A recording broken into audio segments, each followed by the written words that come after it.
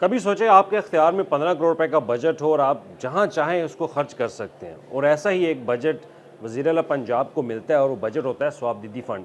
अक्सर आपने ये अखबारात में लाजमी सुना होगा कि वज़ीर आला का स्वाबदीदी फ़ंड जो है बढ़ा दिया गया, वज़रा का स्वाबदीदी फ़ंड बढ़ा दिया गया और वज़ीर आज़म का स्वाबदीदी फ़ंड बढ़ा दिया गया।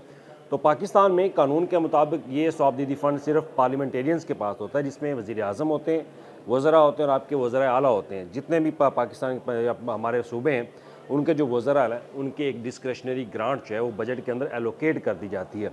लेकिन अब सवाल ये है कि स्वाबदीदी फ़ंड होता क्या है?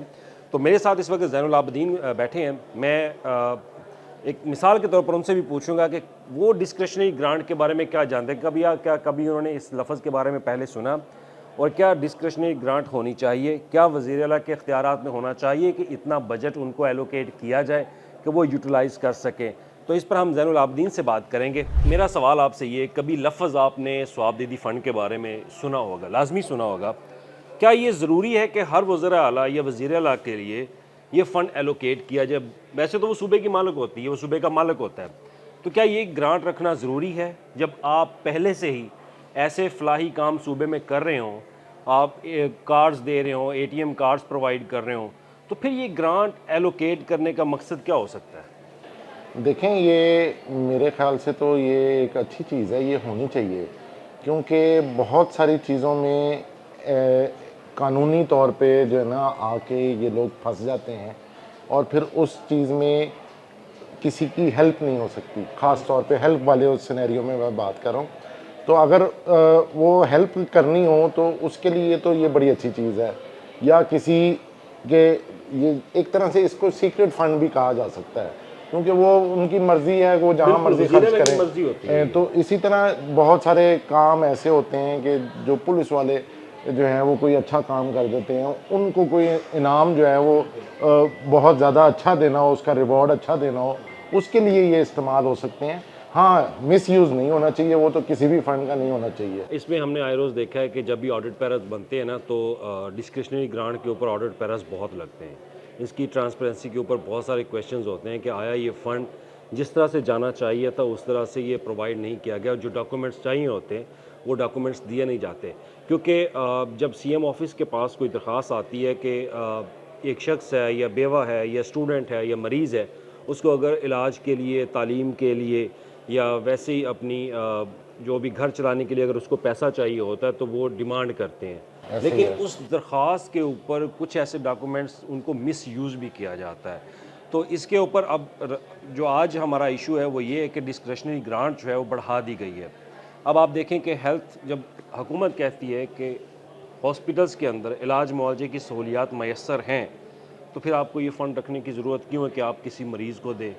इस पर क्या कहेंगे? देखिए, इलाज मुआवजे की सहूलियात बिल्कुल मैसर है, लेकिन बहुत सारे केसेस में ये ज़रूरत पड़ जाती है कि आप उसको, पेशेंट को अस्पताल में तो इलाज मुआवजा दे रहे हैं, लेकिन अब वो घर आ गया, उसको ज़रूरत पड़नी है किसी न किसी सूरत में, दवाइयों की सूरत में या कोई पेशेंट केयर की सूरत में उसकी ज़रूरत पड़ सकती है। किसी को घर बनाना है, फ़र्ज़ करें गवर्नमेंट लोन दे रही है, लेकिन बहुत सारे केसेस में आपका लोन अप्रूव नहीं हो पाता, उसमें रीज़न्स होते हैं, लीगल रीज़न्स हो जाते हैं। उस सिनेरियो में वज़ीर आला जो भी हो वो यूज़ कर सकता है अब इसको। आपने घर के लोन की बात की, ऑलरेडी उनकी स्कीम चल रही है, मैं अपना वही घर तो अपनी कह रहा हूँ ना, स्कीम्स। उसमें भी एक रिक्वायरमेंट होती है बैंक की कि यार ये लोन है, इसको वापसी होनी है, इसकी बेसिक रिक्वायरमेंट ये है, और कोई डॉक्यूमेंटेशन के लिए कोई ना कोई चीज़ होती है।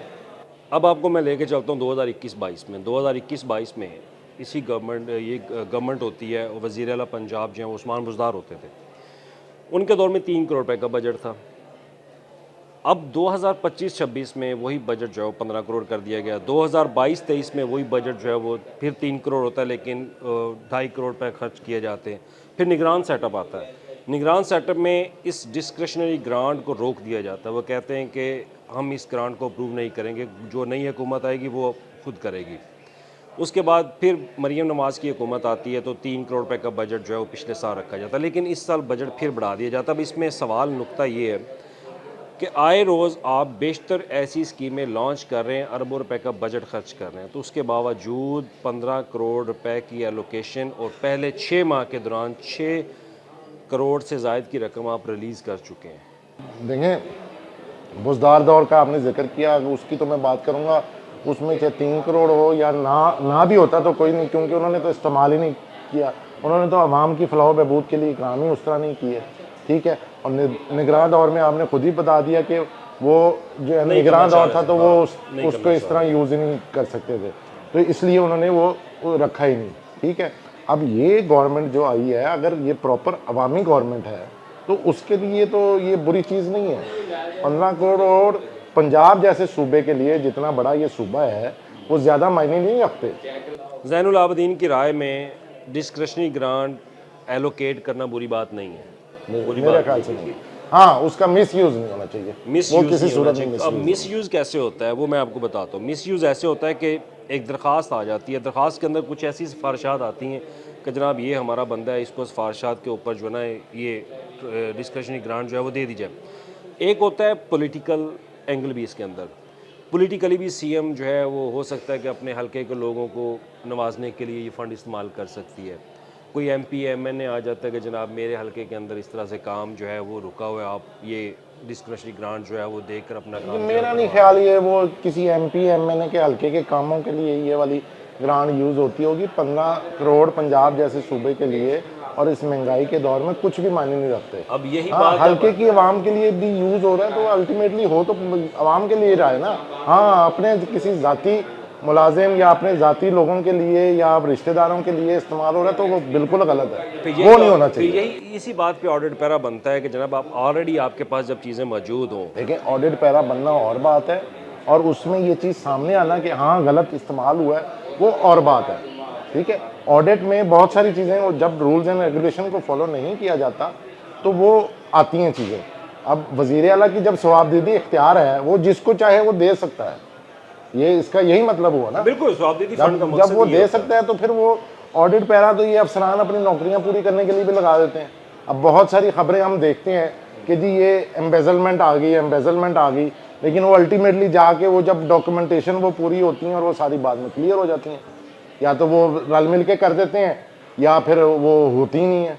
लेकिन आप देखें बेतहाशा हर चीज़ में आपको ऑडिट पैरा मिलेगा कि जी इसमें ये चीज़ बेज़ाब्तियाँ हुई हैं, देखिए जब कुछ लेकिन वो साबित हो के जाके वो कोई 100 में से एक जाके साबित होती है। साबुत यही तो हमारे यहाँ अलमिया है कि बहुत सारी ऐसी चीज़ें ट्रांसपेरेंसी के ऊपर बहुत ज़्यादा गैप है। अगर उस गैप को अगर आप फिल कर सकते हैं तो फिर तो मेरा ख्याल है कि ये ग्रांट जो है अगर बढ़ा दी जाए तो मेरा नहीं ख्याल कोई मसला होना चाहिए। लेकिन इसमें फिर भी हाँ, एक political access concept of everything is bad. ये उसकी तो है, इतनी ज्यादा ज्यादती भी नहीं होनी चाहिए ये कि तो है, ये इसके तो है। मौलाना देखिए 15 करोड़ हमारे यहाँ तक आज ये है, भी ये पंजाब जैसे सूबे के लिए कोई ज्यादा रकम नहीं है। ज़्यादा रकम नहीं है। चले ठीक है, जैन साहब ने तो कह दिया कि जनाब 15 करोड़ की रकम जो है वो कुछ नहीं है। अगर वज़ीर-ए-आला डिस्क्रिशनरी ग्रांट बढ़ाना चाहती हैं तो बढ़ा भी दें, लेकिन फिर हमारे यहाँ पीओएल के चार्जेस भी होते हैं, इंटरटेनमेंट गिफ्ट्स के मद में भी रकम होती है। अब देखिए वो मैंने पहले ही कह दिया, मिस यूज जो है वो किसी भी सूरत में हो, वो चाहे स्वाबदीदी फंड का हो या बाकी सूबे के बजट का हो, मिस यूज कहीं पे भी होगा वो गलत है, उसको पकड़ा जाना चाहिए। चलें देखते हैं अब कौन पकड़ता है। अब पहले तो ऑडिट पैरा बनना, इनका पूरा एक ट्रांसपेरेंसी रिपोर्ट जो है वो बननी चाहिए कि पिछले माली साल में 2021-22 से लेकर अब 2025-26 जो है वो चल रहा है माली साल, तो इनमें चेक किया जाना चाहिए कि पहले जो बजट दिया गया था वो कहाँ दिया गया। उसकी एक अच्छी खासी एक स्पेशल ऑडिट रिपोर्ट जो है वो बननी चाहिए। और अब मौजूदा टेन्योर के अंदर अगर ये डिस्क्रिशनरी ग्रांट जो है वो दी जा रही है तो माली साल के इख्तिताम पर इसका भी ऑडिट होना चाहिए कि आखिर 15 करोड़ कहाँ खर्च किए गए।